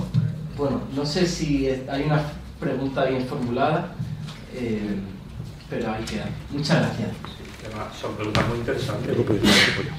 Están muy bien formuladas y son muy interesantes. Lo de efectivamente, lo del antisilabus es una cosa pedagógica, ¿no? Que se queda como muy marcada. Es verdad, no es porque lo dijera Ratzinger, también lo dijo Congar, lo dijeron muchos, ¿no? Es verdad que ese es uno de los problemas de estos textos, ¿no? Que uno encuentra una cosa, la contraria, la contraria de la contraria y la contraria de la contraria, ¿no? O sea que efectivamente si uno disecciona la Gaudium et Spes, pues se puede encontrar afirmaciones genéricas del tipo... Ese no es el problema, ¿no? Yo creo que el problema, y por lo que la Gaudium et Spes es un antisilabus, es por la cosmovisión de las relaciones entre lo que estamos hablando aquí, ¿no? La Iglesia, el mundo, el Estado y el orden moral, la naturaleza y la gracia. Ese es el trasfondo del problema, ¿no? De hecho, si por ejemplo confrontamos Gaudium et Spes deja una cosa sin contestar, ¿no? Deja una cuestión sin contestar que yo creo que es clave, que es fundamental, que es hasta qué punto, se lo pregunta pero no da la respuesta, ¿no? Es decir, hasta qué punto las elaboraciones del mundo, de la humanidad, del progreso, contribuye a la construcción del reino de Dios. ¿Sí recuerdas? Eso es una cuestión que se plantea, no lo responde, lo deja ahí como en el aire y tal. El Catecismo de la Iglesia Católica tiene unos textos, que era un poco en el que yo me fundamentaba a la hora de dar esas respuestas que he dado al hablar de los signos de los tiempos. Ahí sí que es como un aldabonazo, un golpe a ese optimismo progresista que rezuma por todas partes la Gaudium et Spes. No simplemente os digo los números y los podéis ver luego vosotros más despacio, son los que hablan precisamente de la cuestión de la escatología. Entonces ahí hay 3 puntos concretos en los que se da respuesta a esa cuestión y la respuesta es negativa, es decir, no, la construcción definitiva del reino de Dios no es obra de la humanidad, será obra de Dios, ¿no? Pero eso no está en el concilio. La Gaudium et Spes apunta más a esa consideración positiva, a esa autonomía de las realidades temporales, que a mi juicio es la palabra clave, ¿no? A esa consistencia del orden natural que con razón, a mi juicio, le reprochaba a Alejandro, digamos, no tanto, aquí entiendo yo, que no tanto al tomismo como a ciertas lecturas hechas por eclesiásticos, ¿no? Eso por un lado, no sé si pues, te da la respuesta, ¿no? Yo creo que todo lo que yo he dicho también en plan, sí, también que yo quería provocar un poco, yo creo que es para profundizar efectivamente, oye, para que uno piense, para que no nos creamos, las cosas no son tan sencillas. Lo del pluralismo teológico, efectivamente, no es cuestión de escuelas. Alejandro también ha hablado del agustinismo y del tomismo. No creo que haya a la hora de expresar las distintas verdades teológicas, se ha practicado siempre la pluralidad de escuelas, pero partían de un principio común, el principio común. Este pluralismo teológico que yo estoy aquí detectando, ¿no?, en el concilio no es ese, no es la imposibilidad de que haya varias escuelas o varias perspectivas, sino es algo previo a la existencia de las escuelas. Es la idea, lo que decíamos antes, es el agnosticismo noseológico y el ecologismo, es decir, no hay posibilidad de conocer la realidad que está fuera de mí y por lo tanto el discurso teológico es un discurso subjetivo. Entonces, no es que no haya diversas escuelas, es que no hay escuelas. No es que haya diversos discursos, es que no hay discurso, no hay consistencia para el discurso. Está tu discurso, está mi discurso, está el discurso del de al lado. Ese es el problema de ese pluralismo teológico así entendido. Esa es la dificultad. Entonces, claro, desde esa categoría es imposible una construcción de un sistema que podrá ser uno, podrá ser otro, pero requiere un sistema. La cuestión de las palabras, del significado de las palabras, de las relaciones entre los conceptos, todo eso, si no en un sistema articulado, es imposible. Si se me permite, breve. Tenía la pregunta antes. Sí, este sistema, bueno, la doctrina social de la Iglesia, que después ha habido un compendio, ¿no? Pues ha intentado articular en varios principios. No se puede ahí sacar al menos... Claro, el Papa Francisco lo ha dicho, la Iglesia no puede dar una respuesta a todos los problemas así con puntos y afortunadamente. ¿Perdón? Afortunadamente, no debe dar... Claro, pero sí puede iluminar. Sí, eso también debería hacerlo. Por ejemplo, en el temas de actualidad que hay actualmente, claro que debería iluminar, ¿no? Pero ahora, ¿desde qué categorías ilumina? ¿Desde las categorías de la revelación o desde las categorías de la modernidad? Esa es la cuestión del fundamento. O sea, lo que hablábamos antes, por ejemplo, ¿Cómo se fundamenta la defensa efectiva de un orden moral objetivo en la sociedad actual? Desde el consenso. Entonces, ¿desde qué categorías propone, por ejemplo, la Iglesia la defensa de la vida del concebido y no nacido? Ese es el problema. ¿Dónde fundamenta eso? Un poco lo que decía Guerra Campos. O sea, no basta con decir que la gente tiene que... No, es el sistema el que tiene que ser. Y eso no llega hoy. Ese discurso no llega hoy. Que el sistema tiene que ser moralmente lícito, no llega. Yo creo que ese es un poco el déficit, ¿no? Y es un déficit de fundamento. Yo creo que es un déficit de fundamento. Gracias. Además, con el peligro, perdón, yo vuelvo a decir, con el peligro de que luego el discurso tampoco se sostiene. O sea, el discurso de una cierta moral sexual, por ejemplo, en determinados campos, o de una cierta defensa de la vida, si no lo sostienes sobre una realidad objetiva trascendentes a ti, el discurso tampoco se sostiene. Es imposible. Al final luego buscamos subterfugios, ¿no?, para empezar a hablar de, bueno, sí, el matrimonio es indisoluble, pero al mismo tiempo hay que ser comprensivo con otras realidades. No se sostiene tampoco el discurso si no atornillas bien el fundamento del discurso. Bueno, muchas gracias por las excelentes ponencias, maravillosas ambas. Alejandro, indudablemente la tuya muy rompedora en muchos aspectos que deben ser conocidos de forma inmediata por determinados departamentos de filosofía política, para corregir su historiografía, ponerse al día, en este campo como en otros campos historiográficos, en determinados departamentos que tú y yo conocemos, necesitan un cierto ayornamiento, muy urgente. Y qué decir del padre de Don Ángel, una valentía y una claridad extraordinarias.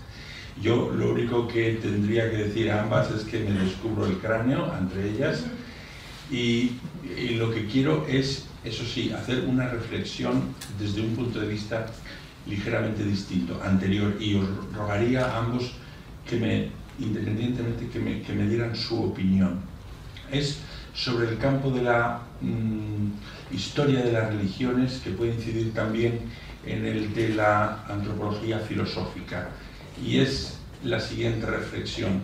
No es verdad que la comunidad política cristiana se genera con la Eucaristía, a partir de la participación eucarística, y que está ahí, in nuce, ínsita, incoada, toda posibilidad de teología política, no en el sentido de Carl Schmitt, sino en el sentido en el que muy pertinentemente el padre Martín ha apuntado, y que esa posibilidad de desarrollo de teología política pasa por cualesquiera forma política que surja del fondo de esa comunidad, que es netamente distinta de la comunidad anterior al cristianismo, que se produce no por participación eucarística, sino por apaciguamiento de una deidad o unas deidades o un panteón de dioses poderosos, de una cierta poderosidad, que diría Zubiri, tan amigo de sus neologismos, para apaciguar unas fuerzas cósmicas, y que fueron indudablemente el fundamento de las comunidades políticas antiguas. Entonces, primero me gustaría saber la opinión independientemente de estas dos cosas, y a partir de ahí y para el futuro, como muy bien ha apuntado el padre Martín, no sería por lo tanto entonces la única posibilidad de recuperación, que no de revisitación de lo que ya ha sucedido, sino de recuperación de cualesquiera posibilidad de constitución de una comunidad política católica, el foco de nuevo en la Eucaristía y todas sus posibilidades, que indudablemente llevarían a dos vectores. Uno, el de la evangelización, es decir, el volver a hacer cada vez progresivamente más amplia esa comunidad generada por participación eucarística, y otro, el de la escatología, es decir, participar la consciencia de que de una manera u otra, efectivamente, el globo entero, la humanidad entera, comparte el mismo destino, y eso saberlo comunicar eficazmente en cualesquiera formas políticas se deriven de ahí. Y una mínima postilla. Y frente a eso y la situación actual, ¿no cabría pues la única posibilidad del silencio, tal y como lo apunta el cardenal Sara? Es decir, la no participación en el sistema actual, tal y como en su momento hicieron las primeras comunidades, que, como muy bien nos ha dicho Alejandro, no tenían una teología política explícita, pero sí sabían lo que tenía que hacer, que era estar totalmente de espaldas a los sacrificios paganos. Muchas gracias. No sé si me he explicado. Yo es que se me ocurre, me parece tan interesante la intervención y se me ocurren tantas cosas que si me dejas estaría aquí, pero no, yo voy a ser muy breve, porque es verdad, sí, yo creo que van las cosas por ahí. Varias cosas. Yo creo que el fundamento, hay un fundamento previo a la Eucaristía, que es la realidad del cuerpo místico, la realidad del cuerpo místico de Cristo, el bautismo. O sea, esa unidad es posible y es real porque con Cristo formamos un único cuerpo, y eso es posible por el bautismo, y efectivamente se constituye o se alimenta por la Eucaristía. O sea que eso, la idea del cuerpo místico, me parece que es muy interesante y estaría ahí un poco en algunas de esas realidades que están en la Escritura y que tienen derivaciones muy concretas. O sea que eso, yo simplemente precisaría que lo que constituye el bautismo es lo que alimenta en la Eucaristía, ¿no? Porque si yo le doy la Eucaristía a un no bautizado, no se constituye nada, porque hay una realidad previa que sería el bautismo. Y efectivamente esa centralidad de esa soberanía de Cristo, que es lo que hace que, y por eso las cuas primas de Pío XI, claro, pero es que este lenguaje ya no se habla.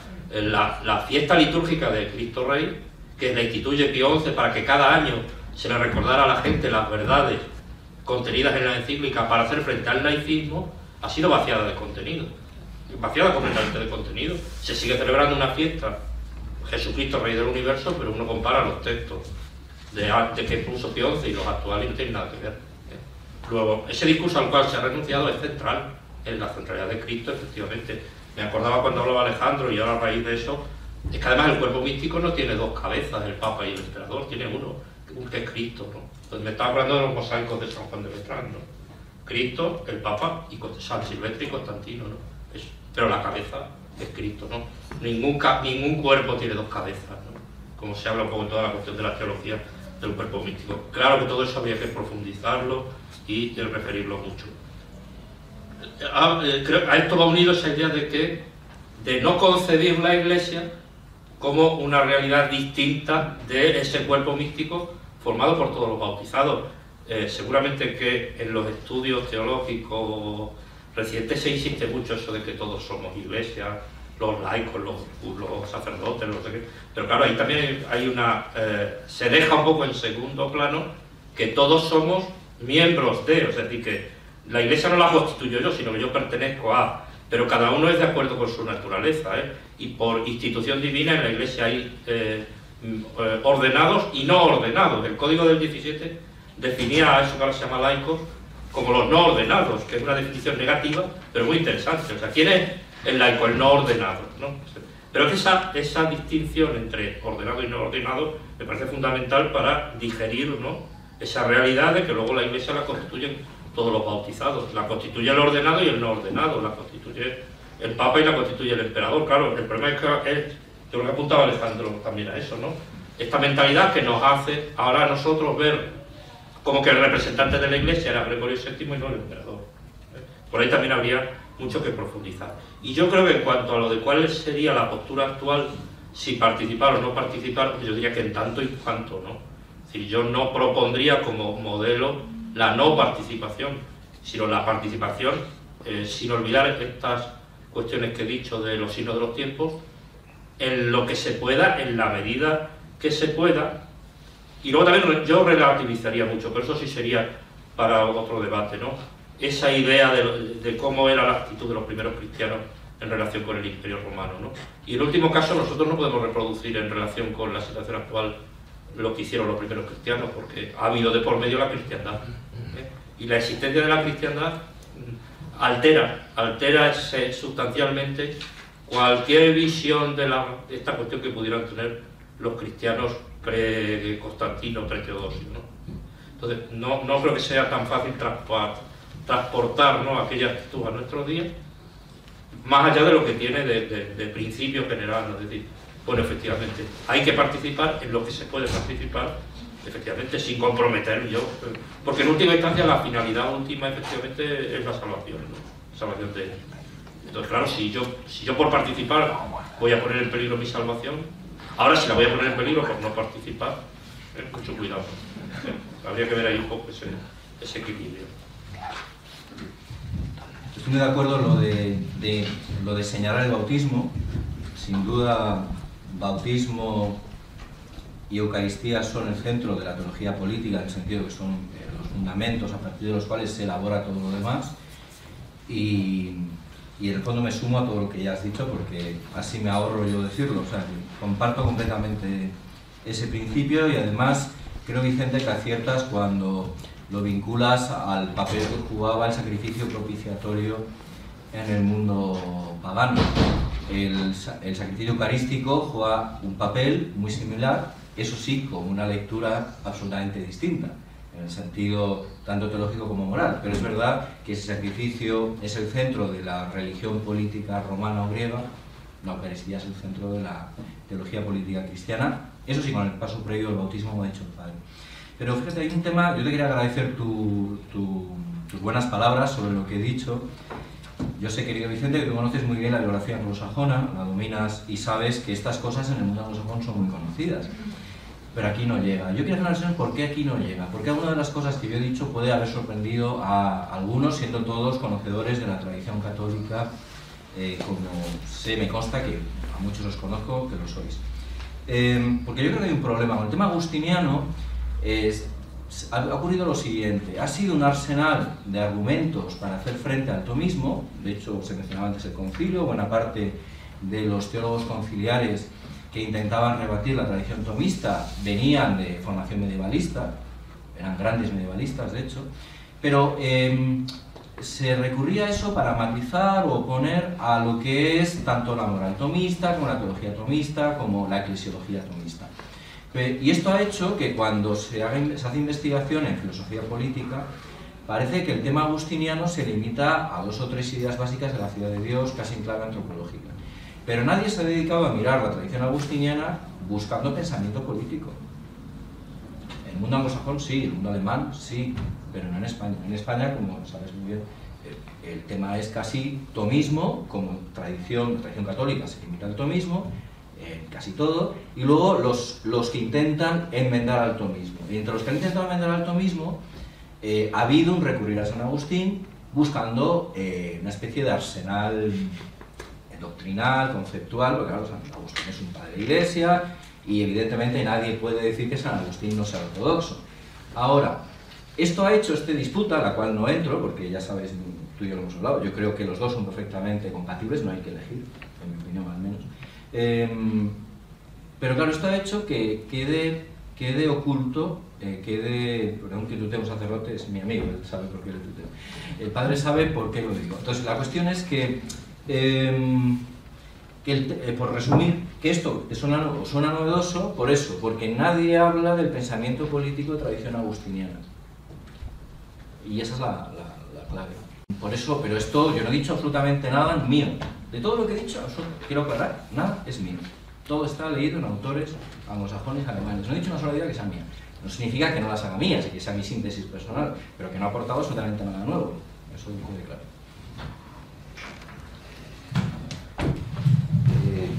Hay una pregunta. ¿Me vas a hacerme una pregunta?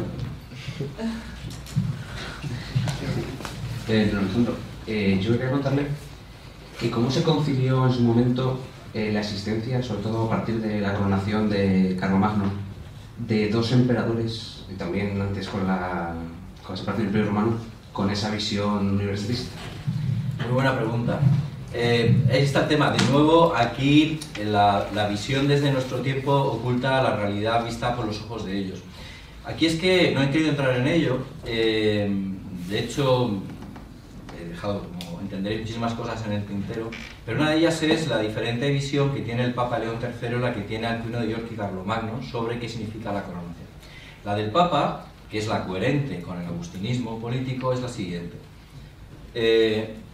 Y además así, a partir de ese momento, lo pone en práctica. La Cancillería Pontificia, a partir de la coronación de Carlomagno, se dirige a los emperadores bizantinos de forma indefectible como Rex Graecorum, rey de los griegos. No le reconoce ya el título imperial.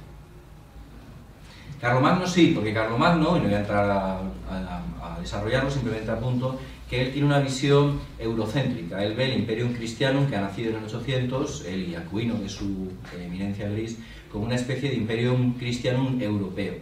Es decir, y en esa Europa ellos no incluían Bizancio. El Carlomagno sí se plantea dos imperios. Pero claro, esto es una incoherencia lógico-doctrinal. El papado no cae en eso. El papado jamás reconoció a partir de ese momento al imperio bizantino. ¿Qué ocurre? Que en las conversaciones para poner fin al cisma, es verdad que se ofrece a los comnenos, a los paleólogos, dentro de los debates que hubo para recuperar la unidad de la Iglesia, devolverles el título imperial. Pero incluso antes del cisma, la Cancillería Pontificia ya no usa el título imperial, porque considera que, como has dicho muy bien, has apuntado la incoherencia, es que solo puede haber un emperador, no puede haber ni dos ni tres, solo puede haber uno.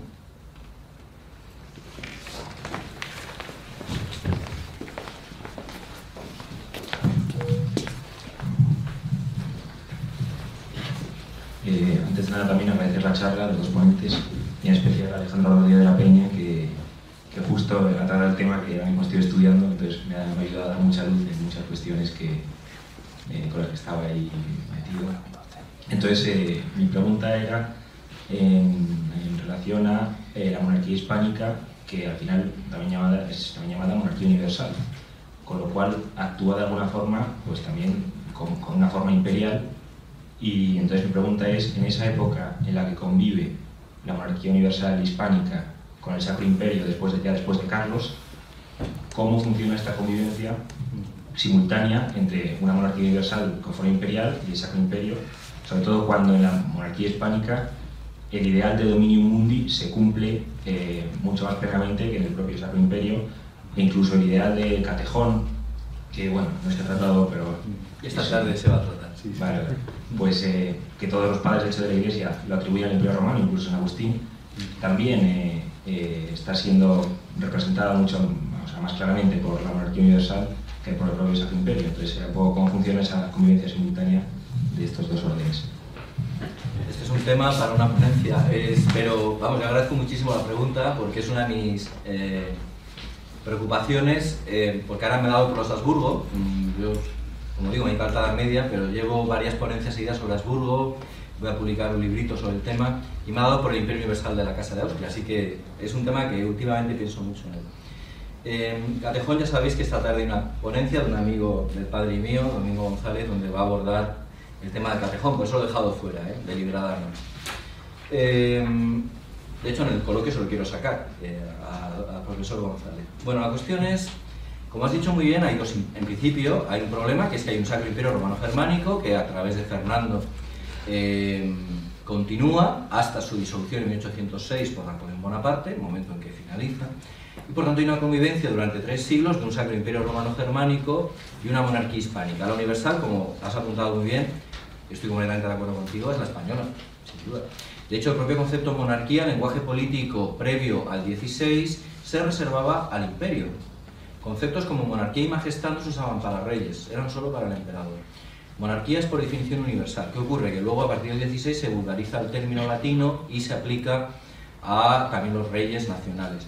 Pero, por ejemplo, cuando Dante escribe de monarquía, no necesita decir que es el imperio. Todo el mundo sabe que cuando hablas de monarquía hablas del imperio. Luego, en efecto, la monarquía española es la universal, la heredera de ese universalismo. Fíjate en un dato, el último emperador coronado por un papa es Carlos V.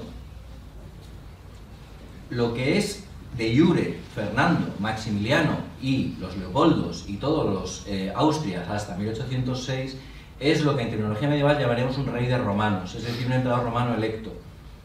El emperador romano electo en derecho medieval, y además toda la canonística medieval lo desarrolla, no es emperador universal, es rey de Alemania.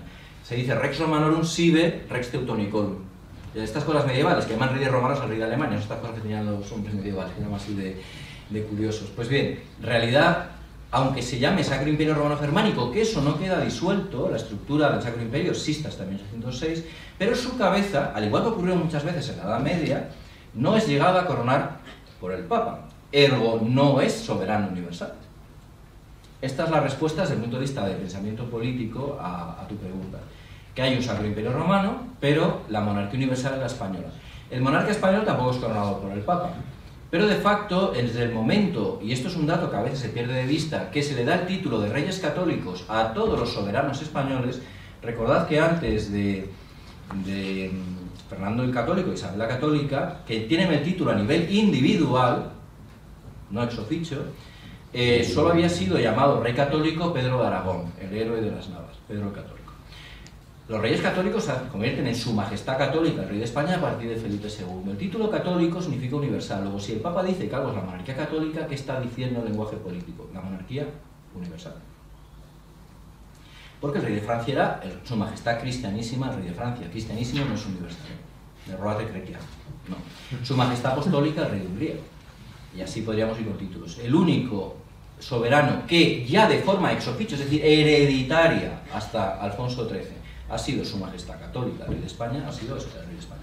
Luego, de forma, todo lo sutil que podía hacer el papado, y recuérdese la hostilidad política del papado a la monarquía española, porque como en Italia, reconoció que la monarquía heredera del universalismo era la española. Y no lo digo porque yo sea un patriota español, que también, sino que es verdad, que es verdad, y además es verdad.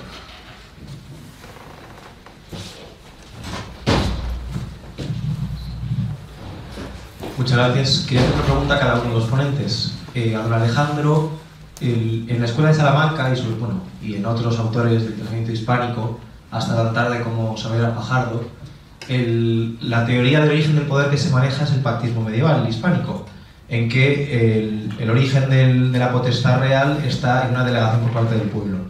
Mi pregunta es, en una situación histórica como la de la monarquía universal, en la que se entiende una especie de heredad del rey del mundo por parte de los reyes españoles, ¿cómo se compagina esta teoría del pactismo con la Bula Unam Santam, por ejemplo, en que el origen de la potestad real está en la delegación por parte del poder eclesiástico? ¿Te parece que responda? Porque se vale, me va a sí. olvidar, es Perfecto. compleja la pregunta, y luego preguntas al padre. Es que es compleja, se me puede olvidar estos 5 minutos que tarde luego. A ver, es que el pactismo, en tanto que modelo político, es germánico, germánico feudal, y no es eclesiológico. Es decir, la Iglesia nunca reconoció el pactismo hasta el tomismo. Entonces, la Unam Sanctam, como he dicho, es un intento de reacción neoagustiniana contra eso. El imperio de corte agustiniano que he explicado no es pactista, porque no acepta, o sea, el imperio del que hablo es jerárquico descendente, viene de Cristo al Papa al emperador. No, el pueblo ahí no tiene nada que decir, aclama y punto. Pero al hilo de tu pregunta, el pactismo sí entra en la monarquía hispánica, porque entra en el imperio bajo medieval, Cola di Rienzo, Dante, Petrarca, Silvio Pico. Es decir, hay una doctrina de los siglos XIV, XV y XVI que dice que el imperio viene del pueblo romano. El pueblo romano, por consentimiento, lex regia, se supone que instauró el imperio. Luego, el origen de la soberanía que genera el imperio es del populus romano, senatus populusque romano. ¿Esto en qué se traduce? Por ejemplo, los teóricos que rodean a Luis el Bávaro, Marsilio de Padua, Guillermo de Ockham, Cola di Rienzo, orquestan una coronación laica. Esto que hizo Napoleón Bonaparte no es el primero. En 1324 Luis el Bávaro es coronado por el Senado de Roma, prescindiendo del Papa. Y Cola di Rienzo coge la Lex Regia, que estaba puesta en San Juan de Letrán, ordena, porque ya sabéis que monta una revolución y echa al Papa de Roma, es una especie de revolucionario, por cierto era el libro de Hitler, por si alguien no lo sabe. Este Cola di Rienzo, y lo de Wagner, y a través de Wagner, del joven Hitler, Pues este Coladirenso revolucionario que echa al Papa de Roma y monta una república romana, lo que hace es coger la regia y recuperarla. Y dice, no, esa soberanía que el pueblo romano transfirió en una antigüedad remota, siglo II, a los emperadores, la recuperamos. Y usándola, en el pueblo de Roma, una especie de arqueología política, coronamos a Luis el Bávaro. Y el Papa aquí no tiene ya nada que decir, porque ya está el modelo que tú planteas, el pactismo. Entonces, eclesiológicamente, ¿cuál sería una tesis más correcta? ¿Las dos espadas? Es que yo, fijaros, en ningún momento he dicho cuál es más correcta. Líbreme Dios, o sea, yo que sé, no lo sé. O sea, quiero decir, entre el modelo tomista y el agustiniano, yo no me atrevería a decir cuál es eclesiológicamente más ortodoxo. No, creo, como he dicho, que son complementarias. Ahora, creo que se me nota cuál me gusta más, pero es una cosa muy personal. Gracias. Y al Padre Ángel, al hilo de la pregunta que ha hecho Vicente sobre la centralidad eucarística en el orden político de la cristiandad, una breve reflexión, aunque sea un tema picante, entre la reforma de la liturgia en el Concilio Vaticano, bueno, después del Concilio Vaticano II, respecto justo de esa centralidad de la Eucaristía en la vida cristiana, al hilo de lo que ha hablado usted del Antisílabus, cómo se relaciona la reforma del pensamiento político católico con una reforma litúrgica, como hemos visto. Ahí hay varios temas. Vamos a ver. Habría que precisar las relaciones que existen entre contenidos dogmáticos, contenidos de fe y liturgia, evidentemente. En la medida que una forma litúrgica concreta expresa mejor unos contenidos dogmáticos, va a transmitir mejor los contenidos dogmáticos, evidentemente. Antes ponía el ejemplo de la institución de una fiesta litúrgica con la idea de recordarle a los fieles, y dice Pío XI en la Cuaresma, que como muchas veces la transmisión, digamos, por la palabra a veces resulta difícil, en cambio la liturgia tiene la virtualidad de manifestar, de poner de relieve unas determinadas verdades que se transmiten, ¿no?, de manera casi, digamos, por ósmosis, ¿no?, a los fieles. Entonces hay una relación directa y además se autoalimenta, ¿no? La degradación de la liturgia alimenta la degradación de la teología, al igual que la degradación de la liturgia fue fruto de una degradación de la teología. Claro, lo que no se puede hacer es absolutizar las realidades, ¿no? Es decir, a la hora de plantear, absolutizo la liturgia y conservo las formas litúrgicas anteriores, pero subordinadas a la nueva doctrina, ¿no? Y ahí entraríamos en todo aquello de dos formas de un mismo rito. Complicadísimo eso, a ver cómo se puede casar eso. O lo contrario, ¿no? Volcar todo sobre la cuestión que probablemente sea un poco lo peculiar del catolicismo español del catolicismo contrarrevolucionario español, ¿no? Que mayoritariamente no le dio demasiada importancia a la cuestión litúrgica. El catolicismo español fue muy, sobre todo en estos años 70, 80, 90, fue muy combativo en los temas doctrinales y dejó ahí un poquito en sordina la cuestión litúrgica, probablemente también por la forma concreta en la que se desarrolló la controversia sobre las cuestiones litúrgicas en aquellos años, ¿no? Pero me parece que es importantísimo y desde las dos, sin absolutizar una u otra, porque las dos son constitutivas. Es lo mismo de eso que lo que apuntaba el profesor, ¿no? Claro, es que luego lo que decíamos de la Iglesia, ¿no? La Iglesia cumple su misión, cada miembro de la Iglesia de acuerdo con su condición, ¿no? Entonces la condición del eclesiástico es, pues, celebrar los sacramentos, administrar los sacramentos, predicar. Entonces, haciendo eso es cuando está contribuyendo a construir este orden del cual estamos hablando. Y la función del no ordenado es otra. Vale, sintiéndolo mucho y por falta de tiempo me veo obligada a concluir esta mesa redonda y quisiera concluir dándole las gracias obviamente a los ponentes por sus interesantes intervenciones y al público por también sus interesantes cuestiones y preguntas que han planteado y que dan para extensos debates, pero eso, por falta del tiempo, que siempre apremia, no podemos continuar. Así que muchas gracias a todos y en especial a los dos ponentes.